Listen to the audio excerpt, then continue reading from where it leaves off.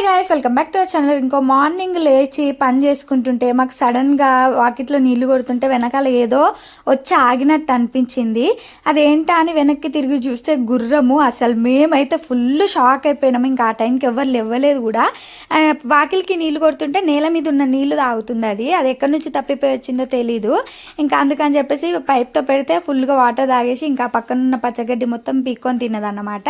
ఇక మా ఆయన అయితే దాంతో ఒకటే ఆట పెట్టిండు. దానికైతే ఏవేవో పేర్లు పెట్టిండు. ఇంకా అది పోతలేదని చెప్పి ఒక స్తంభానికి అయితే కట్టేసిండు.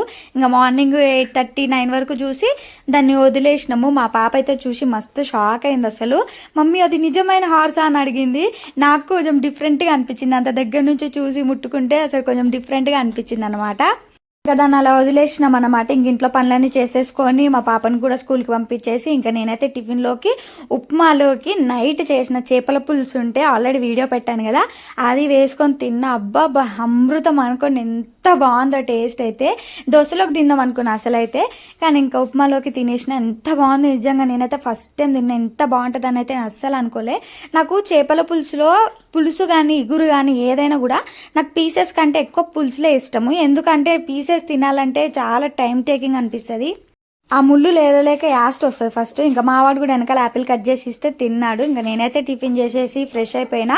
ఇంకా ఆఫ్టర్నూన్ లంచ్లోకి కూడా ఆ చేపల పులుసే వేసుకొని తింటే అంతా నచ్చింది. నిన్న చాలా అంటే చాలా బాగా కుదిరింది. కావాలంటే లింక్ కింద ఇస్తాను, తప్పకుండా అందరు చూసేసి ఏం చేయాలి అందరూ తప్పకుండా సబ్స్క్రైబ్ చేయండి, లైక్ చేయండి, షేర్ చేయండి.